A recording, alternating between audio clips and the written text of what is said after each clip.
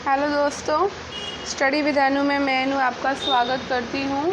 और आज हम अपनी क्लास कर रहे हैं, जैसा कि आपको पता है घटना चक्र की ये क्लास है आपकी UPSSC पेट की, जिसमें हम PYQ कर रहे हैं। और वो भी हम कर कैसे रहे हैं, तो हम कर रहे हैं इसको टॉपिक वाइज, ठीक है। तो इसमें हमने हिस्ट्री का पोर्शन पूरा कंप्लीट कर लिया है।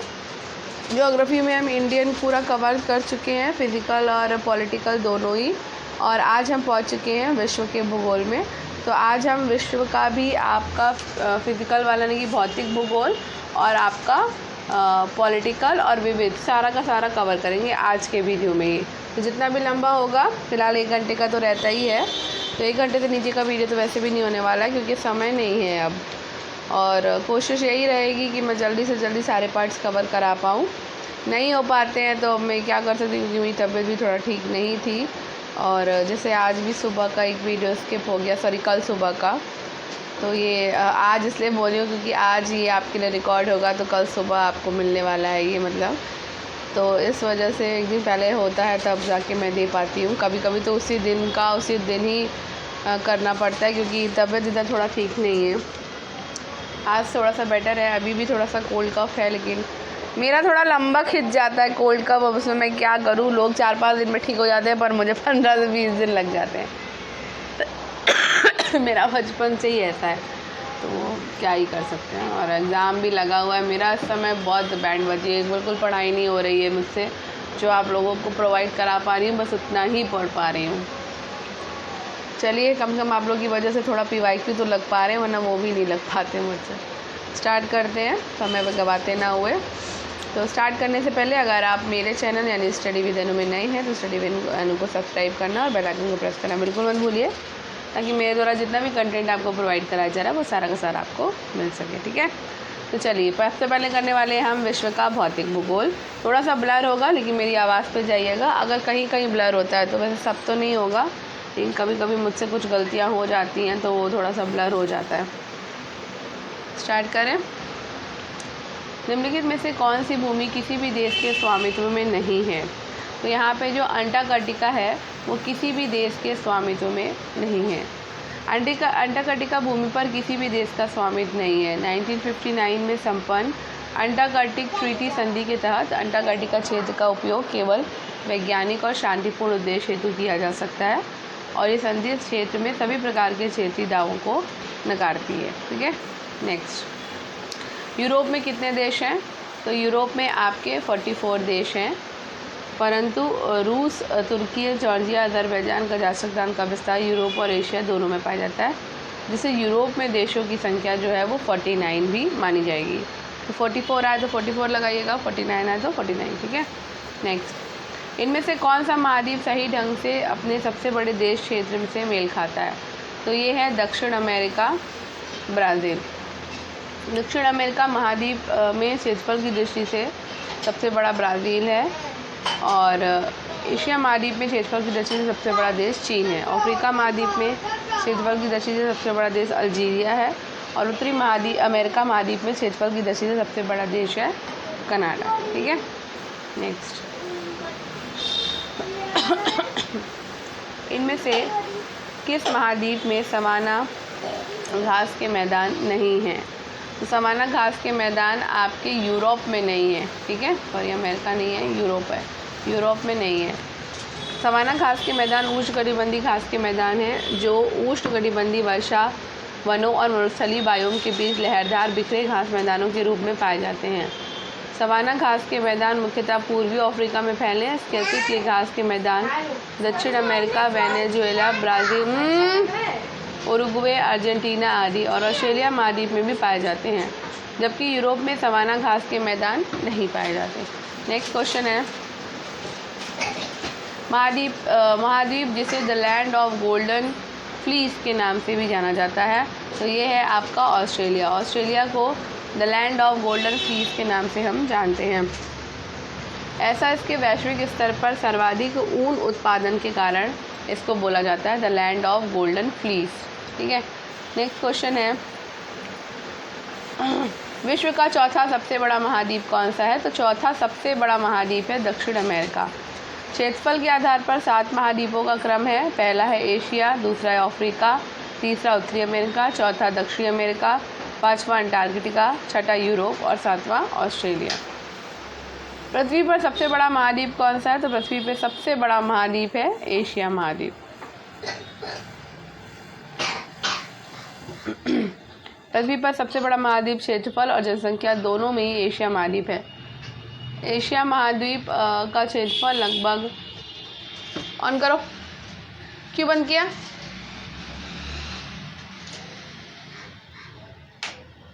शैतानी नहीं।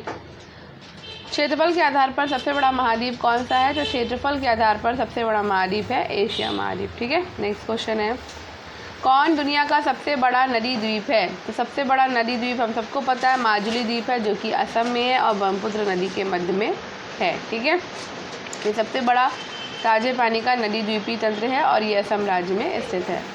कौन सा विकल्प हिंद महासागर में दूसरा सबसे बड़ा द्वीप है? तो हिंद महासागर में सबसे बड़ा द्वीप है श्रीलंका। हिंद महासागर का सबसे बड़ा द्वीप मेडागास्कर है, जबकि हिंद महासागर का दूसरा सबसे बड़ा द्वीप श्रीलंका है। ग्रीनलैंड क्षेत्रफल की दृष्टि से विश्व का सबसे बृहत्तम द्वीप है। अब यहाँ नीचे क्वेश्चन भी आ गया कि ग्रीनलैंड कहाँ स्थित है? तो ग्रीनलैंड स्थित है आपका उत्तरी अटलांटिक में। ग्रीनलैंड उत्तरी अटलांटिक महासागर में स्थित पूरे वर्ष बर्फ से ढका रहता है और इस क्षेत्रफल की दृष्टि से विश्व का सबसे बड़ा द्वीप है। विश्व का सबसे बड़ा द्वीप कौन सा है? ग्रीनलैंड है। ठीक है, विश्व का सबसे बड़ा द्वीप ग्रीनलैंड, जो कि डेनमार्क में है। ग्रेनाडा आपका स्थित है कैरिबियन सागर में। ग्रेनाडा कैरिबियन सागर में स्थित एक द्वीपीय देश है। ठीक है, ग्रेनाडा स्थित है, तो ग्रेनाडा स्थित है आपका कैरिबियन सागर में और एक ये द्वीपीय देश है। ठीक है, सॉरी, अब हम पहुँच गए नदियाँ और नदियों की घाटियों में। डैन्यूब नदी का उद्गम किस देश में है? डैन्यूब नदी का उद्गम है आपका जर्मनी में। डैन्यूब नदी मध्य यूरोप और दक्षिण पूर्व यूरोप में बहने वाली एक नदी है। ये जर्मनी के ब्लैक फॉरेस्ट से निकलती है और काला सागर में मिल जाती है। डैन्यूब नदी 10 देशों से गुजरती है, Germany, Austria, Slovakia, Hungary, Croatia, Serbia, Bulgaria, Moldova, Ukraine, Romania. Volga नदी के बाद डैन्यूब जो है वो यूरोप की दूसरी सबसे लंबी नदी है। कौन सी नदी पूर्व चीन सागर में गिरती है? तो यांगसे आपकी पूर्वी चीन सागर में गिरती है। यांगजी, यांगसे या यांगटीसी नदी जो है वो पूर्वी चीन सागर में गिरती है। मेकांग नदी जो है आपकी ये चीन सागर में गिरती है, दक्षिण चीन सागर में। और गंगा नदी बंगाल की खाड़ी में गिरती है। ठीक है, नेक्स्ट है, कौन सी नदी विषुवत रेखा को 2 बार पार करती है? तो भाई कांगो नदी जो है वो विषुवत रेखा को 2 बार पार करती है। कांगो नदी, जिसे प्रायः दायरे नदी के नाम से जाना जाता है, विषुवत रेखा को 2 बार पार करती है। ये 4374 किलोमीटर लंबी है और ये नदी नील नदी के पश्चात अफ्रीका महाद्वीप की दूसरी सबसे लंबी नदी है। निम्नलिखित में से दुनिया की सबसे तंग घाटी कौन सी है? तो दुनिया की सबसे तंग घाटी है द ग्रैंड कैनियन। दुनिया की सबसे तंग घाटी है द ग्रैंड कैनियन, संयुक्त राज्य अमेरिका के एरिजोना प्रांत में स्थित है और इस प्रांत से होकर गुजरने वाली कोलोराडो नदी से बनी तंग गहरी घाटी को द ग्रैंड कैनियन के नाम से जाना जाता है। विश्व का सबसे ऊंचा झरना, तो विश्व का सबसे ऊंचा झरना स्थित है वेनेजुएला में। विश्व का सबसे ऊंचा झरना वेनेजुएला में स्थित है एंजल साल्टो एंजल जलप्रपात वेनेजुएला की रियो करोनी नदी की सहायक चरुन नदी पर स्थित है। इसकी ऊंचाई 969 मीटर है और ये जलप्रपात वेनेजुएला के कनेमा नेशनल पार्क में स्थित है। निम्नलिखित में से कौन सा दुनिया में सबसे ज़्यादा ऊंचाई वाला झरना है? तो सबसे ज़्यादा ऊंचाई वाला झरना है एंजल। डोवर जल संधि जोड़ती है इंग्लिश चैनल और उत्तर सागर को। डोवर जल संधि इंग्लिश चैनल को उत्तर सागर से जोड़ती है और इसके अलावा ये ग्रेट ब्रिटेन और फ्रांस को अलग करती है। मैक्सिको की खाड़ी किसके द्वारा अटलांटिक महासागर से जुड़ी है? तो ये फ्लोरिडा जल संधि है।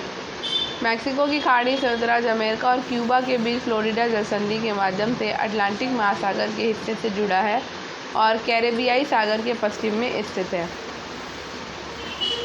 पर्वत, पहाड़ी और हिमनद। ब्रह्मोत्तर पर्वत में निम्नतर खंड होते हैं। तो ब्रह्मोत्तर पर्वतों में द्रोणिका, होते हैं और उच्चतर खंड को हॉस्ट कहा जाता है। यूरोप की राइन घाटी इसका उदाहरण है। यूरोप के उच्चतम पर्वत शिखरों में से एक माउंट एल्ब्रुस कहाँ स्थित है? तो ये आपका रूस में स्थित है। माउंट एल्ब्रुस पर्वत शिखर रूस में स्थित है। ये काकेशस पर्वत की सर्वोच्च चोटी है और ये यूरोप का सबसे ऊंचा पर्वत शिखर है।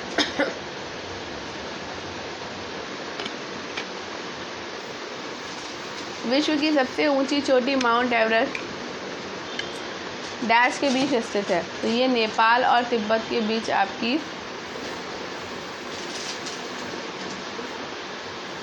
स्थित है। विश्व की सबसे ऊंची चोटी माउंट एवरेस्ट नेपाल और तिब्बत चीन के बीच स्थित है। 2020 में नेपाल और चीन ने आधिकारिक रूप से माउंट एवरेस्ट की ऊंचाई 8,848.86 मीटर घोषित की थी। कौन सा गैर एशियाई उच्चतम पर्वत शिखर है? तो गैर एशियाई उच्चतम पर्वत शिखर है एकांगुआ पर्वत।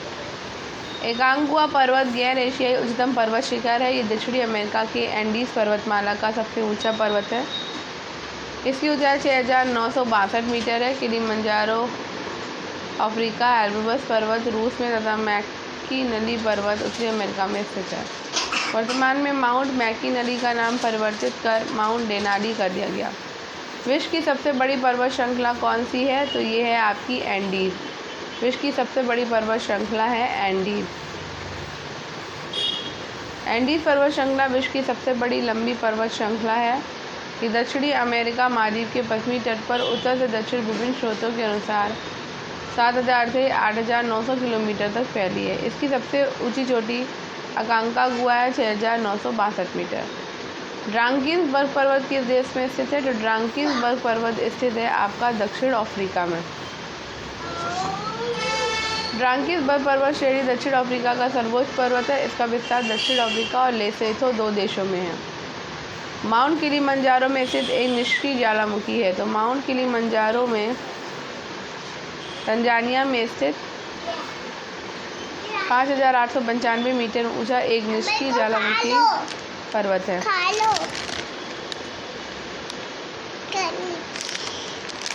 अब इसमें है नहीं, फिनिश हो गया। जाओ डस्टबिन में डाल के आओ।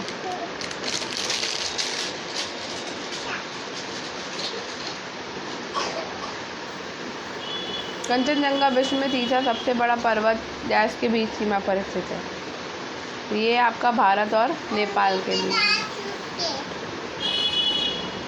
हिमालय क्षेत्र में स्थित कंचनजंगा विश्व की तीसरी सबसे ऊंची पर्वत चोटी है, जिसकी ऊंचाई 8,598 मीटर है। ये भारत और नेपाल की सीमा पर स्थित है। मरुस्थल और शुष्क क्षेत्र पे पहुंच गए हम। पेंटागोनिया कहाँ स्थित है? तो पेंटागोनिया आपका अर्जेंटीना में स्थित है। कहाँ पर स्थित है? अर्जेंटीना में। पेंटागोनिया अर्जेंटीना और चिली में विस्तृत शुष्क प्रदेश है। ये एंडीज पर्वत के गिरिपथ में उपस्थित वृष्टि छाया क्षेत्र है। तनामी रेगिस्तान किस देश में स्थित है? तनामी रेगिस्तान आपका ऑस्ट्रेलिया में है। तनामी रेगिस्तान ऑस्ट्रेलिया में स्थित है। ठीक है, नेक्स्ट कजाइल कुम कजाइल कुम रेगिस्तान स्थित है। तो ये आपका मध्य एशिया के तुर्कमेनिस्तान और उज्बेकिस्तान और कजाकिस्तान देशों में स्थित है। ठीक है, 3 देशों में। तो यहाँ पर 2 के नाम दिए हैं, उज्बेकिस्तान और आपका तुर्कमेनिस्तान। किस रेगिस्तान में 250 मीटर और 820 फीट तक ऊंचे बड़े रेत के टीले हैं? पृथ्वी पर रेतीले रेगिस्तान का सबसे बड़ा सन्निहित क्षेत्र है। तो ये है रब अल खली रेगिस्तान। क्या है? रब अल खली रेगिस्तान है ये। ठीक है, नेक्स्ट विश्व में सबसे बड़ा गर्म रेगिस्तान कौन सा है? तो सबसे बड़ा गर्म रेगिस्तान है आपका सहारा। विश्व का सबसे बड़ा गर्म रेगिस्तान सहारा है, जो कि उत्तरी अफ्रीका के उष्णकटिबंधीय क्षेत्र में पड़ता है और इसका कुल क्षेत्रफल लगभग 3.6 मिलियन वर्ग मील है। ठीक है, नेक्स्ट विश्व का सबसे बड़ा गर्म मरुस्थल कौन सा है? तो विश्व का सबसे बड़ा गर्म मरुस्थल है आपका सहारा मरुस्थल। महाद्वीप संबंधित है। तो महाद्वीप आपके संबंधित है रेगिस्तान से। ठीक है, तो महाद्वीप रेगिस्तान से मरुद्वीप, महाद्वीप पढ़ रही हूँ। मरुद्वीप रेगिस्तान से संबंधित है। ये शुष्क क्षेत्र के मीठे पानी के स्रोत द्वारा निर्मित उपजाऊ क्षेत्र होता है। निम्नलिखित में से कौन सा देश आंशिक या पूर्ण रूप से सहारा रेगिस्तान में नहीं आता? तो ये आपका नाइजीरिया जो है वो सहारा रेगिस्तान में नहीं आता। अल्जीरिया, लीबिया, मिस्र, ना पूर्ण रूप से ना आंशिक रूप से। सहारा रेगिस्तान विश्व का सबसे बड़ा इतर ध्रुवीय रेगिस्तान है और ये करीब 3.6 मिलियन वर्ग मील क्षेत्र में फैला है। इस मरुस्थल का विस्तार क्षेत्र अल्जीरिया, चाड, लीबिया, मौरितानिया, नाइजर, माली, सूडान, ट्यूनीशिया, पश्चिमी सहारा, मिस्र और मोरक्को तक है। नाइजीरिया में इसका विस्तार नहीं है। शुष्क हवा संटा अना कहाँ बहती है? तो ये आपकी कैलिफोर्निया में बहती है। दक्षिण कैलिफोर्निया में चलने वाली एक स्थानीय पवन है। वन, जहाँ ऋतु के अनुसार पेड़ों से पत्तियाँ झड़ जाती हैं उन्हें क्या कहते हैं? तो उन्हें हम पर्णपाती वन कहते हैं। क्या कहते हैं? पर्णपाती वन। तो जहाँ ऋतु के अनुसार पेड़ों से पत्ती झड़ जाती हैं उन्हें पर्णपाती वन कहते हैं। और इन वनों को दो भागों में बांटा गया, आर्द्र पर्णपाती वन और शुष्क पर्णपाती वन। उस जंगल का नाम बताइए जिसे पृथ्वी ग्रह के फेफड़े के रूप में जाना जाता है। तो ये है आपके अमेज़न वर्षा वन। अमेज़न वर्षा वन को पृथ्वी ग्रह के फेफड़े के रूप में जाना जाता है और ये दक्षिण अमेरिका में स्थित है। अब आ गए हैं हम, अच्छा अभी एक क्वेश्चन है, पूरी दुनिया में सबसे तेज़ी से घटने वाला संसाधन कौन सा है? तो भाई सबसे तेज़ी से वन घट रहे हैं पूरी दुनिया में। ठीक है, अब हम पहुंच गए खनिज संसाधन पे। 2014 तक उपलब्ध जानकारी के अनुसार कौन सा विश्व में टिन का अग्रणी उत्पादक देश है? तो टिन का अग्रणी उत्पादक देश है चीन। ठीक है, प्रश्नकाल के दौरान चीन टिन उत्पादन में विश्व में प्रथम स्थान पर था। वर्ल्ड मिनरल प्रोडक्शन 2019 से 23 में दिए गए वर्ष 2023 के आंकड़ों के अनुसार भी चीन विश्व में टिन का अग्रणी उत्पादक देश है। 2023 में माइन प्रोडक्शन की दृष्टि से भी चीन जो है वो 66,500 टन उत्पादन के साथ विश्व में प्रथम स्थान पर है। 2011 तक उपलब्ध जानकारी के अनुसार विश्व में बॉक्साइट का सबसे बड़ा उत्पादक देश कौन सा है? और तो ये ऑस्ट्रेलिया है। ठीक है, प्रश्नकाल के दौरान ऑस्ट्रेलिया बॉक्साइट का सबसे बड़ा उत्पादक देश है। वर्ल्ड मिनरल प्रोडक्शन 2019-23 के अनुसार 2023 में विश्व में बॉक्साइट का सबसे बड़ा उत्पादक है गिनी, ऑस्ट्रेलिया जबकि और चीन क्रमशः दूसरे और तीसरे स्थान पर है। किस देश में यूरेनियम का सर्वाधिक भंडार है? तो यूरेनियम का सर्वाधिक भंडार है ऑस्ट्रेलिया में। वर्ल्ड न्यूक्लियर एसोसिएशन के आंकड़ों के अनुसार 2023 में ऑस्ट्रेलिया में यूरेनियम का सर्वाधिक भंडार पाया जाता है। कजाकिस्तान दूसरे और कनाडा जो है वो तीसरे स्थान पर है। जापान में होन्शु नामक द्वीप किसके लिए प्रसिद्ध है? तो होन्शु आपका तेल के लिए प्रसिद्ध है। जापान का होन्शु द्वीप तेल उत्पादन के लिए प्रसिद्ध है, अतः इसे प्रश्न का अवश्य उत्तर विकल्प सी होगा। नेक्स्ट, अल नीनो एक जटिल मौसम प्रणाली है जो हर 3 से 7 साल में एक बार दिखाई देती है। यहाँ अल नीनो शब्द का क्या अर्थ है? तो अल नीनो शब्द का अर्थ है बाल मसीहा यानी कि चाइल्ड क्राइस्ट। ठीक है, अल नीनो शब्द का अर्थ चाइल्ड क्राइस्ट है। ये धारा दिसंबर में क्रिसमस के आसपास दिखाई देती है। अल नीनो एक जटिल मौसम प्रणाली है जो हर 3 से 7 साल में एक बार दिखाई देती है। कौन सा देश सर्वाधिक मरकरी का उत्पादन करता है? तो मैक्सिको जो है वो सर्वाधिक मरकरी का उत्पादन करता है। मैक्सिको यानी कि मरकरी जाओ पारा का सर्वाधिक उत्पादन करता था।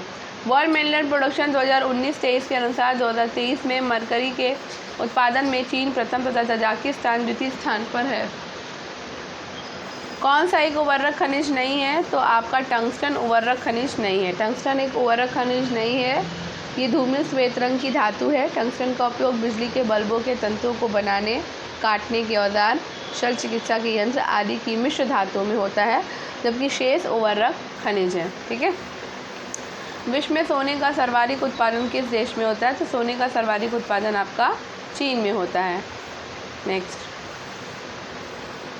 तो वर्ल्ड मिनरल प्रोडक्शन 2019-23 के अनुसार 2023 में चीन विश्व में स्वर्ण का सर्वाधिक उत्पादन करता है। इस सूची में शामिल शीर्ष 3 देश क्रमशः हैं चीन, रूस और ऑस्ट्रेलिया। विश्व का राजनीतिक भूगोल शुरू हो चुका है। अज़रबैजान जो कभी सोवियत संघ का एक हिस्सा था, कौन सी उसकी राजधानी है? तो उसकी राजधानी है आपकी बाकू। अज़रबैजान देश की राजधानी बाकू है। उज़्बेकिस्तान ताशकंद की है, Mongolia, Ulan Bator, Ulan Bator, Ukraine, Kiev की। कोस्टा रिका की राजधानी कौन सी है? तो कोस्टा रिका की राजधानी है सान जोस। रियाद किस देश की राजधानी है? रियाद है सऊदी अरब की राजधानी। बांग्लादेश की राजधानी क्या है? ढाका है। और म्यांमार की राजधानी क्या है? न्यापीडा। वेनिस शहर जो नहरों और पुलों से युक्त है निम्नलिखित में से किस देश में है? तो वेनिस आपका इटली में है। वेनिस इटली का एक प्रमुख नगर है जो नहरों और पुलों से युक्त है और इसे नहरों के शहर के नाम से भी जाना जाता है। किस देश की समुद्री सीमा भूमध्य सागर पर नहीं है? तो ये आपकी है बेल्जियम। बेल्जियम की समुद्री सीमा भूमध्य सागर पर नहीं है। किंगडम ऑफ बेल्जियम यूरोप में स्थित एक देश है और बेल्जियम की समुद्री सीमा उत्तरी सागर से मिलती है, ना कि भूमध्य सागर से। बेल्जियम की सीमा फ्रांस, जर्मनी, लग्जमबर्ग और नीदरलैंड के साथ साझा होती है। तुर्की, फ्रांस और ग्रीस की समुद्री सीमा भूमध्य सागर से मिलती है। निम्नलिखित में से कौन सा एक अल्पाइन देश है? तो एक अल्पाइन देश है आपका इटली। आल्प्स पहाड़ों के आसपास स्थित देशों को अल्पाइन देश के रूप में संदर्भित किया जाता है। 1991 में अल्पाइन कन्वेंशन के द्वारा परिभाषित अल्पाइन देशों में 8 देश शामिल हैं। इटली, फ्रांस, ऑस्ट्रिया, स्विट्ज़रलैंड, लिechtenstein, जर्मनी, स्लोवेनिया और मोनाको। इनमें से कौन सा यूरोपीय देश है? तो बुल्गारिया आपका यूरोपीय देश है। बुल्गारिया यूरोप महाद्वीप का एक देश है। इसकी राजधानी सोफिया है। इसके पूर्व में काला सागर है। बुल्गारिया लेव इसकी आधिकारिक मुद्रा है। ठीक है, आगे बढ़ते हैं। दुनिया का सबसे छोटा देश, तो दुनिया का सबसे छोटा देश है वेटिकन सिटी। वेटिकन सिटी जो है वो यूरोप महाद्वीप में स्थित एक देश है। वेटिकन सिटी पृथ्वी पर सबसे छोटा स्वतंत्र देश है जिसका क्षेत्रफल केवल 44 हेक्टेयर है। ईसाई धर्म के प्रमुख संप्रदाय रोमन कैथोलिक चर्च का यही केंद्र है और इस संप्रदाय के सर्वोच्च धर्मगुरु पोप का निवास यहीं स्थित है। ठीक है, नेक्स्ट। विश्व में क्षेत्रफल के आधार पर सबसे छोटा देश कौन सा है? तो ये है आपका वेटिकन सिटी। ठीक है, सर्वाधिक सीमाओं वाला देश कौन सा है? तो ये है चीन। चीन सर्वाधिक देशों की सीमाओं को स्पर्श करता है। ज्ञात है कि चीन की सीमा 13 देशों से लगती है। जलवायु और मौसम, तो सर्वाधिक वार्षिक वर्षा कहाँ होती है? तो अमेज़न बेसिन में सर्वाधिक वार्षिक वर्षा होती है। ठीक है, तो दिए गए विकल्पों में सर्वाधिक वार्षिक वर्षण अमेज़न बेसिन में होता है। यहाँ औसतन वार्षिक वर्षण 200 सेंटीमीटर से अधिक होता है। ये बेसिन विषुवत-रेखीय प्रदेश में पड़ता है जिससे यहाँ वर्ष भर वर्षण होता है। ठीक है, नेक्स्ट। धुंध जो नमी के बड़े कणों से बना है क्या कहलाता है? तो कोहरा कहलाता है। वायुमंडल की निचली परत में विद्यमान छोटी छोटी जल की बूंदों, धुआं अथवा धूल कणों को सघन राशि जिससे अदृश्यता उपस्थित होती है उसे कोहरा कहा जाता है। टर्मिनल डॉपलर रडार TDR किसके लिए प्रयोग किया जाता है? तो भाई टर्मिनल डॉपलर वेदर रडार मुख्य रूप से खराब मौसम की जानकारी हासिल कर हवाई जहाज़ों को नीचे उतारने पर उड्डयन में सहायता करता है। हालांकि कुछ मौसम वैज्ञानिकों द्वारा भी TDWR द्वारा एकत्र आंकड़ों का प्रयोग कर मौसम की भविष्यवाणी की जाती है। तो यहाँ पे ऑप्शन आपके 2 हो सकते हैं। ठीक है, नेक्स्ट। निम्बस किस मेघ को दर्शाता है? तो निम्बस आपका वर्षा मेघ को दर्शाता है। निम्बस मेघ वर्षा मेघ से संबंधित है। ये बादल धरातल के अधिक नज़दीक पाए जाते हैं। काले रंग के ये घने बादल किसी भी आकार के हो सकते हैं। इनकी सघनता के कारण अंधकार छा जाता है और अत्यधिक मात्रा में वर्षा होती है। Next, time zone. दुनिया को समय क्षेत्रों में बांटा गया। इस समय क्षेत्र की कुल संख्या क्या होती है? तो 24 होती है। पूरी दुनिया को कुल 24 समय क्षेत्रों में बांटा गया है। भारत में केवल एक समय क्षेत्र है। वर्तमान में सर्वाधिक समय क्षेत्र फ्रांस के पास है, कुल 12। विश्व को कितने प्रमुख काले क्षेत्रों यानी कि टाइम जोन में काल क्षेत्रों में विभाजित किया गया है? तो 24। ठीक है, 24 क्षेत्रों में बांटा गया है। ग्रीनविच ग्रीन टाइम से भारतीय मानक समय कितना आगे है? तो ये 5 घंटे 30 मिनट आपका आगे है।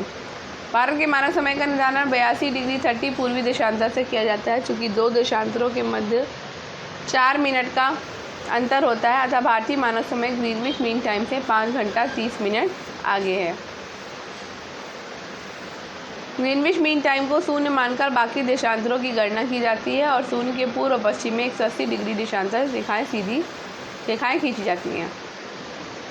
ग्रीनविच मीन टाइम ग्लोब पर टाइम जोन की शुरुआत का प्रतीक है और किसी भी देश के समय GMT के आगे या पीछे देश के घंटों की संख्या को मापने का समय है। ग्रीनविच निम्नलिखित में से किस शहर के पास स्थित है? तो ये लंदन के पास आपका स्थित है।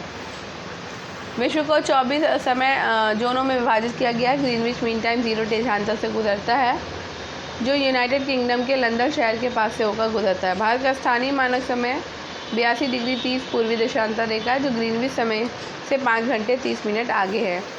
जनसांख्यिकीय परिवर्तन तथा प्रवास। जनसंख्या के आधार पर देशों की निर्भरताओं की सूची में भारत की रैंक 2 है।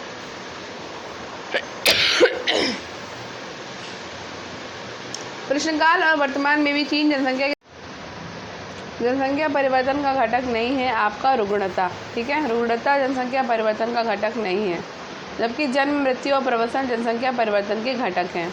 पृथ्वी के उत्तरी गोलार्ध में रहने वाली कुल मानव आबादी का अनुमानित प्रतिशत क्या है? तो ये है आपका 90। ठीक है, उत्तरी गोलार्ध पृथ्वी का वो भाग है जो भूमध्य रेखा के उत्तर में है। उत्तरी गोलार्ध में रहने वाली कुल मानव आबादी संपूर्ण विश्व का अनुमानित 90% है। नेक्स्ट, निम्नलिखित देशों में से किसकी विश्व में न्यूनतम प्रजनन दर है? तो न्यूनतम प्रजनन दर है आपकी लाटविया की। किस देश की प्रजनन दर विश्व में सर्वाधिक है? तो सर्वाधिक प्रजनन दर है सोमालिया की, दिए गए विकल्प के अनुसार। देशांतरण की आबादी की संख्या विस्तार और संयोजन में बदल देता है प्रस्थान और आगमन दोनों क्षेत्र। विश्व का भूगोल विविध। रोज हवाओं के द्वारा किस प्रकार तेज हवाओं द्वारा किस प्रकार की मिट्टी उड़कर आती है और जमा हो जाती है? तो ये आपकी बलुई मिट्टी जो है वो तेज हवाओं के द्वारा उड़ के आती है और जमा हो जाती है, और ये घटना वायु अपरदन का उदाहरण है।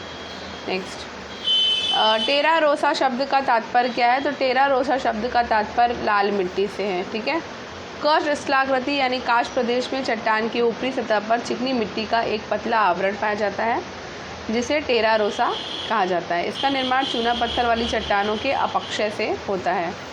नेक्स्ट, कौन सा देश विश्व में गेहूं का सबसे बड़ा उत्पादक देश है? तो ये है आपका चीन।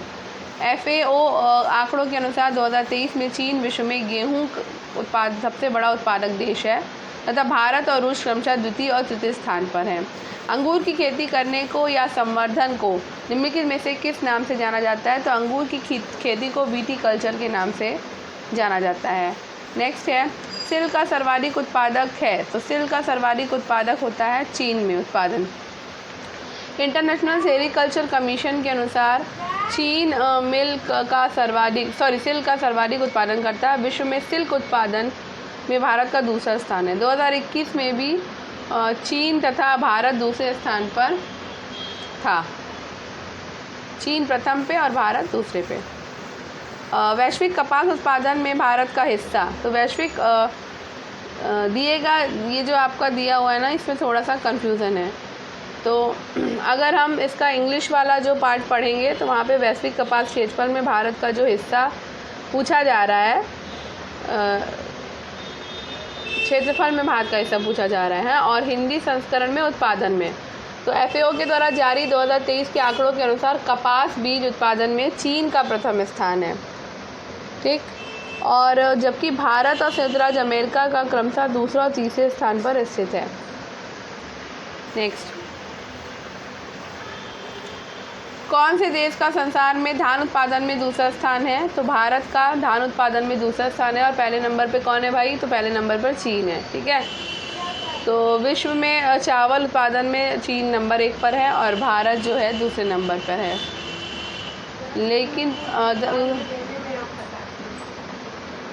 लेकिन अब जो 2023 का आंकड़ा है उसके अनुसार वर्तमान में विश्व में धान जो है उत्पादन में चीन दूसरे नंबर पर हो गया है और भारत पहले नंबर पर हो गया। ठीक है, अभी जो नया लेटेस्ट आंकड़ा 2023 का है, लेकिन जब ये क्वेश्चन बना था तो उस समय भारत दूसरे नंबर पे था और चीन पहले नंबर पे था। किस देश के शोधकर्ताओं ने अदृश्य गैलेक्सी या ब्लैक गैलेक्सी की खोज की है? तो इटली के शोधकर्ताओं ने अदृश्य गैलेक्सी और ब्लैक गैलेक्सी की खोज की थी। कौन सा ग्रह सूर्य के सबसे नज़दीक है? तो ये है आपका बुध ग्रह जो है वो सूर्य के सबसे नज़दीक स्थित है। ठीक है। जोवियन ग्रह खोजें, तो जोवियन ग्रह है यूरेनस एक जोवियन ग्रह है। बृहस्पति, शनि, यूरेनस और नेपच्यून सामूहिक रूप से एक समूह बनाते हैं जिसे जोवियन ग्रह के रूप में जाना जाता है।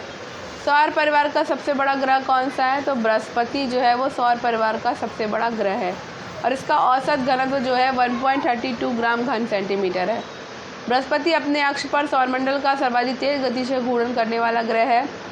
बृहस्पति के तीव्र घूर्णन के कारण चुंबकीय क्षेत्र उत्पन्न होता है और उसके पास स्वयं की रेडियो ऊर्जा होती है, इसलिए ये तारा एवं ग्रह दोनों के गुण को प्रदर्शित करता है। कौन सा कथन बृहस्पति ग्रह के बारे में सही है? तो सौरमंडल में सबसे छोटा दिन इसका होता है, ये अपना बृहस्पति हमारे सौरमंडल का सबसे तेज घूमने वाला ग्रह है जो औसतन केवल 10 घंटे में कम समय में एक बार घूमता है। और इसका मतलब ये है कि बृहस्पति पर सौरमंडल के सभी ग्रहों में सबसे छोटा दिन होता है। ठीक है। किस ग्रह के सबसे अधिक प्राकृतिक उपग्रह हैं? तो भाई शनि के सबसे अधिक प्राकृतिक उपग्रह हैं। कौन सा आंतरिक सौरमंडल में स्थित एकमात्र बौना ग्रह है? तो सेरेस आपका बौना ग्रह सेरेस आंतरिक सौरमंडल में स्थित एकमात्र बौना ग्रह है। इस बौने ग्रह की खोज इटली के खगोल शास्त्री ग्यूसेप पियाजी ने 1801 में की थी। शब्द शांति का समुद्र सी ऑफ ट्रंक्विलिटी निम्नलिखित में से किस खगोलीय पिंड से जुड़ा है? तो ये चांद से जुड़ा है। सी ऑफ ट्रंक्विलिटी चंद्रमा पर स्थित है और ये अपोलो 11 का लैंडिंग स्थल था। अपोलो 11 विश्व का प्रथम चंद्रमा मिशन था जिसने मानव को चंद्रमा पर उतारा। सौरमंडल की उत्पत्ति से संबंधित कौन सा सिद्धांत सही ढंग से मेल खाता है? ये है ज्वारी हाइपोथेसिस, जेम्स जीन्स और हैरोल्ड जेफरी। नेक्स्ट है कौन सा ग्रह पृथ्वी की अपेक्षा आकार में छोटे हैं? तो ये है आपका शुक्र। निम्नलिखित में से कौन सा सही ढंग से ग्रहों के आकार के अवरोही क्रम को दर्शाता है? तो ये है यूरेनस, पृथ्वी, मंगल और बुध। सूर्य का दीप्तमान आमुख जिसे हम देखते हैं क्या कहलाता है? तो ये प्रकाशमंडल कहलाता है। नासा के अनुसार सूर्य के बाद पृथ्वी के निकटतम सितारा कौन सा है? तो ये है आपका प्रॉक्सिमा सेंचुरी। किस ग्रह को लाल ग्रह के नाम से जानते हैं? मंगल ग्रह को लाल ग्रह के नाम से जानते हैं। सबसे अधिक चमकीला ग्रह कौन सा है? तो शुक्र है। ठीक है। जिस ग्रह पर सबसे अधिक वलय है वो कौन सा है? शनि है। तो इसके बारे में हमने सबने पहले से बहुत पढ़ रखा है तो बार बार इसमें नहीं पढ़ देंगे। सूर्य की किरणों को पृथ्वी पर पहुंचने में लगभग कितना समय लगता है? तो हम सबको पता है कि भैया लगभग 500 सेकेंड लग जाते हैं। तो सूर्य की किरणों को पृथ्वी तक पहुंचने में 499 8 मिनट 19 सेकेंड अर्थात लगभग 500 सेकेंड का समय लगता है, जिससे मिनट में बदलने पे लगभग 8 मिनट 20 सेकेंड का समय लगता है। कौन सा ग्रह आंतरिक ग्रहों की श्रेणी में नहीं है? तो वरुण आपका आंतरिक ग्रहों की श्रेणी में नहीं है। पृथ्वी डैश पथ पर सूर्य की परिक्रमा करती है? तो पृथ्वी अंडाकार पथ पर सूर्य की परिक्रमा करती है। हानिकारक यूवी पराबैंगनी किरणों से हमारी रक्षा करने के लिए वायुमंडल की निम्नलिखित परतों में किसमें ओजोन परत मौजूद है? तो समताप मंडल में। पृथ्वी की पपड़ी का प्रमुख अंश मुख्य रूप से ऑक्सीजन और सिलिकॉन से गठित होता है। पृथ्वी का कठोर बाहरी हिस्सा जिसमें क्रस्ट और बाह्य मेटल शामिल है उसे क्या कहा जाता है? स्थल मंडल। किन चट्टानों के स्तरों में खनिज निक्षेपित और संचित होते हैं? तो ये है अवसादी चट्टान। और निम्नलिखित में से कौन सी चट्टान अत्यधिक ताप या दबाव के रूप में परिवर्तन दर्शाती है? तो ये है कायांत्रिक चट्टान। दिन और रात कहाँ बराबर होते हैं? तो विषुवत रेखा पर। दिन और रात विषुवत रेखा पर लगभग बराबर होते हैं। विषुवत रेखा पर सूर्य की किरणें वर्ष भर लंबवत पड़ती हैं। पृथ्वी परिभ्रमण गति के कारण दिन और रात होते हैं। किसी वर्ष की उन तिथियों को क्या कहते हैं जिनमें रात दिन की लंबाई का अंतर सर्वाधिक होता है? तो वो होती है संक्रांति। रात और दिन की लंबाई में सर्वाधिक अंतर संक्रांति का होता है। कर्क संक्रांति के समय उत्तरी गोलार्ध में सबसे लंबा दिन और छोटी रात होती है। इसके विपरीत दक्षिणी गोलार्ध में सबसे लंबा दिन और सबसे छोटा दिन और सबसे लंबी रात होती है। जबकि मकर संक्रांति में उत्तरी गोलार्ध में सबसे छोटा दिन सबसे लंबी रात होती है। इसके विपरीत दक्षिणी गोलार्ध में सबसे लंबा दिन और सबसे छोटी रात होती है। 1 डिग्री अक्षांश कितने किलोमीटर को दर्शाता है? तो 1 डिग्री अक्षांश आपका 111 किलोमीटर को दर्शाता है। इसको बिल्कुल मत भूलिएगा, वो इम्पोर्टेंट क्वेश्चन है। अक्षांश का एक वृत्त जो पृथ्वी को भूमध्य रेखीय सतह से 52 डिग्री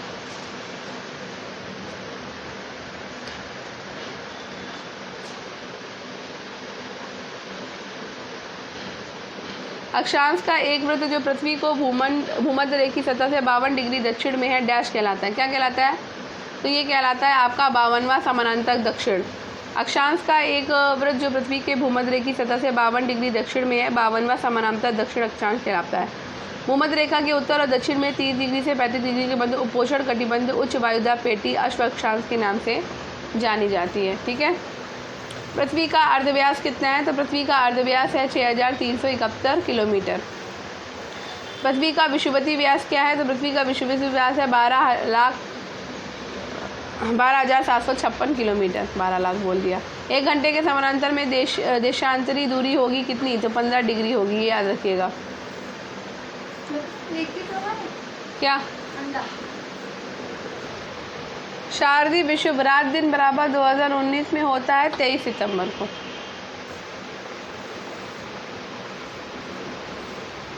वसंत विश्व होता है, तो वसंत विश्व होता है 21 मार्च को।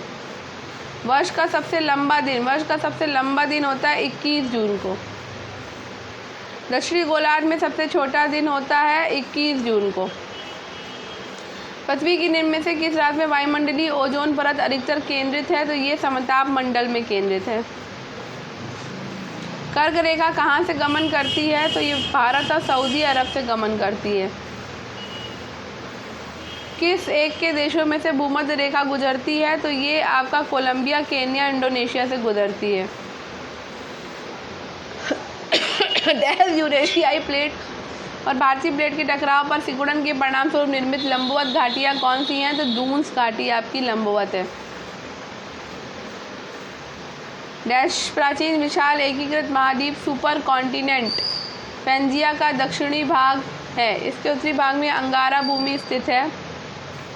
तो बताओ भाई, टेथिस सागर है ना आंसर? गोंडवाना भाग है। गोंडवाना भूमि प्राचीन विशाल एकीकृत भाग। यहाँ पे ना मैंने इसलिए आपको बोला टेथिस सागर, क्योंकि हम ज़्यादातर कंफ्यूज हो जाते हैं, क्योंकि स्टोरी टेथिस सागर और पैंजिया पैंथासा की स्टोरी है। स्टोरी को या तो अच्छे से लर्न कर लीजिए, तो कभी भी आप उसमें कंफ्यूजन नहीं होगा। ठीक है।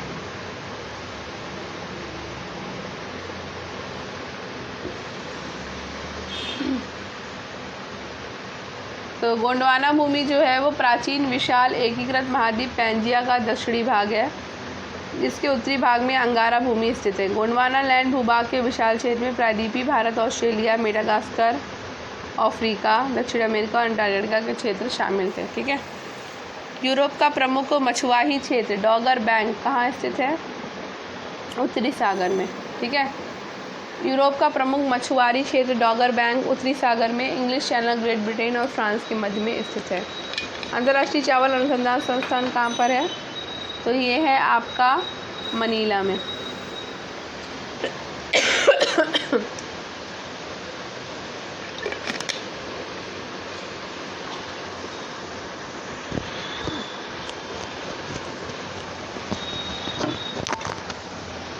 अंतर्राष्ट्रीय चावल अनुसंधान संस्थान फिलीपींस के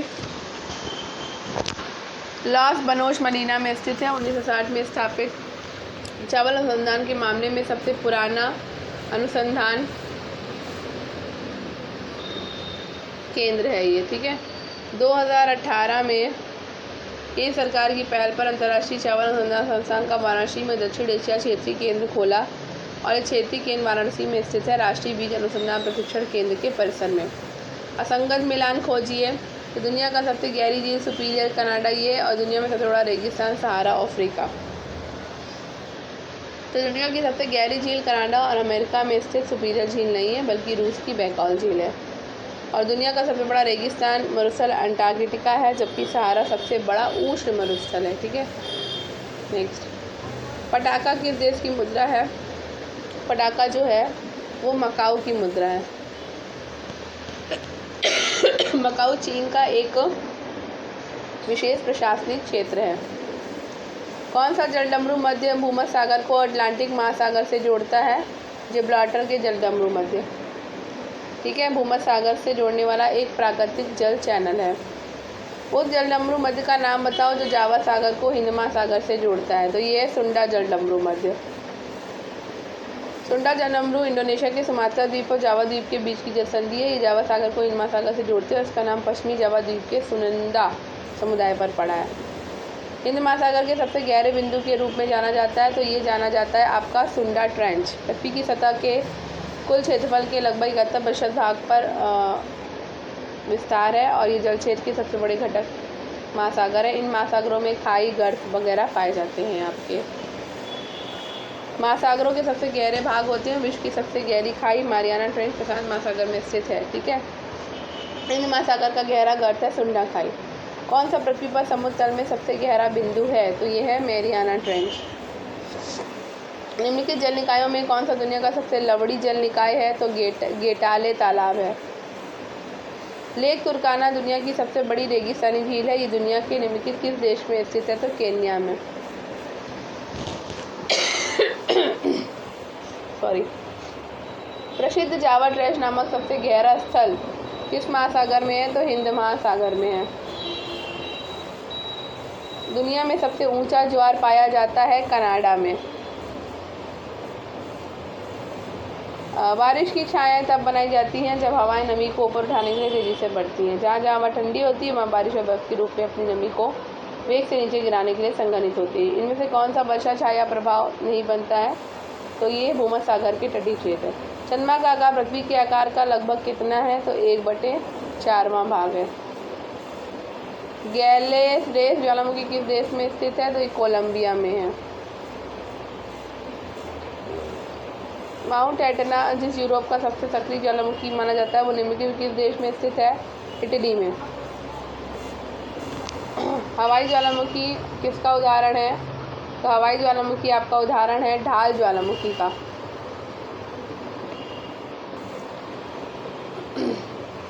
इनमें से कौन सा टेक्टोनिक प्लेट के मूवमेंट या शिफ्ट होने के कारण होता है जहाँ ये टेक्टोनिक प्लेट मिलते हैं? तो ये है भूकंप। भूकंप इसी वजह से होता है। डैश रुई के समान दिखते हैं। वे आमतौर पर 4000 से 7000 मीटर की ऊंचाई पर बनते हैं। तो ये बनते हैं आपके कपासी में। ठीक है। ग्रहण के समय सूर्य का कौन सा भाग दिखाई देता है? तो भैया ये भाग दिखाई देता है कोरोना। ठीक है। कौन सा जीवित पक्षी विश्व का सबसे छोटा अंडा देता है? तो भैया ये देता है bee hummingbird. Great barrier reef एक क्या है? तो ये है आपकी प्रवाल रचना। बाफिन द्वीप किस देश में स्थित है? तो ये है आपकी कनाडा में स्थित बाफिन द्वीप। पृथ्वी पर सर्वाधिक शीत तापमान पूर्वी अंटार्कटिका में कितना रिकॉर्ड किया गया है? तो ये आपका -93.2 डिग्री सेल्सियस रिकॉर्ड किया गया है। कौन सा पदार्थ समुद्र तल से निकाला गया है? ब्रोमीन। पृथ्वी का सबसे बड़ा अंतरस्थलीय जल निकाय कौन सा है? तो कैस्पियन सागर है। मसाई जनजाति के लोग लंबे, बहुत गहरे भूरे रंग की त्वचा वाले होते हैं जो ज़्यादातर आपके पूर्वी अफ्रीका में पाए जाते हैं। ठीक है। तो मसाई जनजाति के लोग जो है बहुत लंबे, गहरे और गहरे भूरे रंग की त्वचा वाले होते हैं। तो इसी के साथ ही हमारा विश्व का भूगोल फिनिश होता है और कल हम भारतीय अर्थव्यवस्था को करेंगे। आई होप आपको आज का ये वीडियो पसंद आया होगा। तो अगर आपको आज का ये वीडियो पसंद आया हो तो वीडियो को लाइक करिए, शेयर करिए और चैनल को सब्सक्राइब करना बिल्कुल मत भूलिएगा। बेल आइकन को ज़रूर प्रेस करिए ताकि मैं जितना भी वीडियोस कंटेंट आपको दे रही हूँ सारा प्रोवाइड हो सके। थोड़ा सा भी यूज़फुल है तो दूसरों के साथ शेयर ज़रूर करिएगा और स्टडी विद अनु के साथ कनेक्टेड रहिए। स्टडी विद अनु को सब्सक्राइब करिए। धन्यवाद। मिलते हैं नेक्स्ट वीडियो में अपनी नेक्स्ट क्लास में। तब तक पढ़ते रहिए, सफलता ज़रूर मिलेगी।